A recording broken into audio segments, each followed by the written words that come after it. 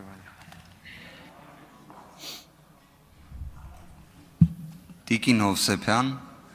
ես հարց ու պատասխանից տպավորություն եմ ստանում, որ դուք այլևս հավակնում եք Հայաստանի Հանրապետության արտաքին գործերի նախարարի կամ արտաքին քաղաքականության մշակման պաշտոնին, որովհետև այն հարցադրումները, որ ներկայացվում են, խորհրդարանական վերահսկողության հետ առնչություն չունեն։ Խորհրդարանական վերահսկողությունը Եվրոինտեգրման հանձնաժողովի տեսանկյունից այս խմբակցության կողմից ներկայացվող գործողությունների գնահատումն է։ Այսինքն իրենք իրենց հարցադրումներով գեթ մեկ տվյալ չեն բացահայտում հենց իրենց իսկ հարցադրումների տեսանկյունից, որտեղ դա դուք պետք է ասեք։ Այսինքն դուք դեռևս չունենալով մշակած քաղաքականության մոտեցում, ձեր քաղաքականությունը վերահսկողին հարցնում եք, թե ոնց է ինքը դա անելու։ Իդեպ, եթե Տիկին Հովսեփյանի կողմից դիվանագիտական իմաստով չտրվեին այնպիսի պատասխաններ, որոնք հենց դիվանագիտական իմաստով տեղին են առավել քան, ապա առաջանալու էր շայերի բախում, որովհետև ստացվում է Տիկին Հովսեփյանը ասելու էր մի բան, որը հետո ինքը պետք է վերահսկի։ Տիկին Հովսեփյան, հետևաբար առաջարկում եմ նաև անդրադառնալ, արդյոք դուք ազգային ժողովի կանոնակարգ սահմանադրական օրենքի տեսանկյունից, քանի որ դուք հավակնում եք հանձնաժողովի նախագահի պաշտոնին, պատրաստ եք կանոնակարգով սահմանված նիստերը գումարելու, կարծում եմ նաև ավելի հաճախակի այն դարձնելու, ավելի այն հանրային դարձնելու, հաշվետվողականության ավելի բարձր սանդղակ ապահովելու, որտեղ սանդղակի իջեցումները կարծում եմ պետք է ազգային ժողովի դեպքում վերաբերեն կոնկրետ խորհրդարանական վերահսկողական գործողություններին։ Շնորհակալ եմ։ Շատ շնորհակալ եմ հարցի համար։ Մի քիչ ավելի լայն ու ավելի մեծ գաղափարներից կամ ես կարծում եմ, որ այսօր Հայաստանի Հանրապետության մի մասով անդրադարձել եմ, հիմա ավելի ընդգրկուն կպատասխանեմ, այսօր Հայաստանի Հանրապետությանը պակասում է հաշվետվողականությունը առհասարակ,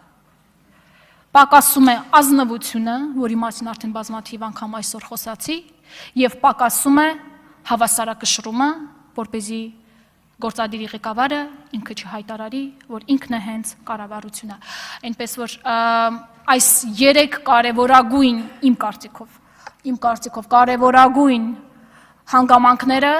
այսօր Հայաստանում խիստ դեֆիցիտի տակ են։ Անդրադառնալով կանոնակարգին, երևի իմ եզակի դրական կողմերից մեկը խիստ աշխատասիրությունն է եւ մեր ամբողջ ֆրակցիան եկել է ազգային ժողով աշխատելու։ Ի վերջո եկել ենք այստեղ աշխատելու եւ մեր քաղաքացիների կյանքը որակապես փոխելու։ Եթե դա պահանջի ամեն օր նիստի իրականացում, ուրեմն ամեն օր վարվելու է։ Եթե դա պահանջվի համապատասխան հաշվետվողականության ներկայացում, անպայման ներկայացվելու առհասարակ, քանի որ այդ պաշտոնը դեռ չեմ ստանձնել, չգիտեմ կստանձնեմ թե ոչ, բայց կողմ եմ, որպեսզի յուրաքանչյուր նստաշրջանի ներկայացվի բոլոր հանձնաժողովների աշխատանքի հաշվետվություն։ Մարդիկ պետք է հասկանան ի վերջո, մենք այնտեղ հավաքվում ենք, ինչ ենք քննարկում, ի վերջո ձեր պարգևավճարները, որ դուք ստանում եք, ինչի համար եք ստանալու, օրինակ մենք հայտարարել ենք, որ մենք պարգևավճարներ չենք ստանալու։ Օրինակ այդ ամենի համար մեր քաղաքացին իրավունք ունի իմանալու եւ այո, եթե նման հնարավորություն ինձ տրվի, այդ սկզբունքը հաշվետվողականությունը միանշանակ լինելու է որդեգրած աշխատավոճի հիմքում։ Շնորհակալ եմ։ Արձագանք։ Շնորհակալ եմ առիթից պարզապես օգտվելով Տիկին Հովսեփյան ջան, բոլոր մեր Արցախի հայրենակիցներին, արցախահայերին պարզապես ցանկանանք, որ իրենց ուժը, տեսակը, եռանդը, պայքարող տեսակը միշտ լինի անսպառ։ Լավ լինեք ժողովուրդ ջան, Տիկին Հովսեփյան ջան, անփորձանք։ Արձագանք եք, այո։ Ուրեմն, սիրելի իմ արցախցիներ։ Հարգելի ընկերներին չա կատարվում այդտեղ կներեք։ Խնդրեմ Տիկին Հովսեփ։ Վերականգնում ենք ժամանակը, պարոն Ալեքսանյան։ Հանգիստ եղեք, հանգիստ խոսեք։ Շնորհակալ եմ։ Սիրելի արցախցիներ, սոր ես տղում կանգնած, սոր ես տղում ձեզնը հետ խոսում ու գիտում որ դուք շատ մցույցեր եք կապում ինձնը հետ։ Ես գիտում տա, ես տա զգում ու դա ինձ ավելի ապարտավորեցնում ու ինձ ավելի ուժեղացնում։ Բայց ես գիտում վերմունք լողստղ օնինք նպատակ դա այնա վեր Հայաստանի Հանրապետությունը ավելի ուժեղանա, վեր Հայաստանի Հանրապետությունը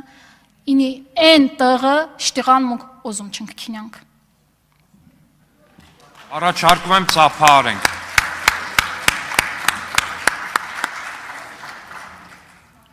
Ամբողջությամբ համաձայն ենք եւ կիսում ենք ձեր ելույթը, տիկին։ Այս մեկում, եթե դուք եք այդպես կարծում, ուրեմն ունենք համաձայնության կետեր։ Շնորհավորում եմ մեզ եւ ձեզ։ Այո, հաջորդը Նարեկ